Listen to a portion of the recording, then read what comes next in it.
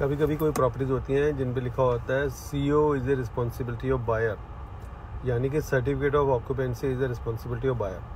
अब ऐसी प्रॉपर्टीज़ में ना अगर आपको ऐसी को मिल जाती है तो आपका जैकपॉट लग सकता है। पूछो कैसे?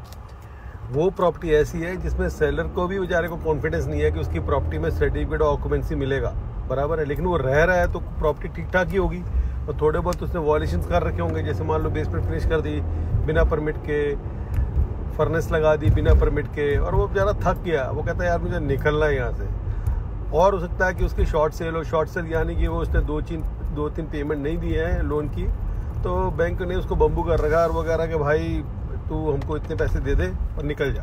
तब उसको मोटिवेशन ही नहीं है, उसको सिर्फ अपनी गर्दन बचानी है। वो कहता है भाई तुमको अगर लेनी है ले लो, मैं कुछ नहीं करने वाला। तो ऐसे में क्या है कि बायर को CO लेना पड़ता है। अब आप नए बायर हो, आपको पता नहीं है, लेकिन प्राइस उसका कम है, आपको जैकपॉट नज़र आ रहा है, लेकिन आपको भी पता नहीं है कि भी CO कैसे लेते हैं, होता क्या है, करना क्या है। तो ऐसे में अगर आपको ऐसा रियल्टर मिल जाता है ना, गाइड, ड्राइवर एरोप्लेन का जैसे कहते हैं ना, जिसको पता हो, तो आपका जैकपॉट है। क्यों? वो आपको गाइड कर देगा भाई, उसके थोड़े पैसे बन जाएंगे, आपको एक अच्छी प्रॉपर्टी मिल जाएगी। और ऐसी प्रॉपर्टीज एग्जिस्ट करती हैं बॉस। आप उसमें ये नहीं कर सकते उसको कि भैया मैं तेरे को 1% दूंगा या 2% दूंगा, आपको 3% भी देना पड़ता है ना, तो भी आपका फायदा है। पूछो कैसे? अभी एक न्यू जर्सी में प्रॉपर्टी है जिसका RVM यानी कि जो उसका जेस्टीमेट, जिलो जैसा जेस्टीमेट या मार्केट प्राइस या अप्रेजल कह लो, 5 लाख से ज़्यादा का है। लिस्टिंग वो 4 लाख से के कम की है। सेलर उसको एज देर के रेडी है, निकलना चाहता होगा तो भाई ले लो, ज़्यादा काम भी नहीं है उसमें, होगा 50 का, 30 का, 40 का।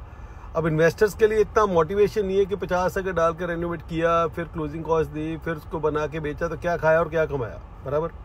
ऐसे में अगर आप फर्स्ट होम बायर हो तो आपका जैकपॉट लग जाएगा कि आपके 50 तो बचेंगे, 50 से ज़्यादा ही बचेगा, क्योंकि मार्केट जिस तरह से जा रही है आज की रेट में।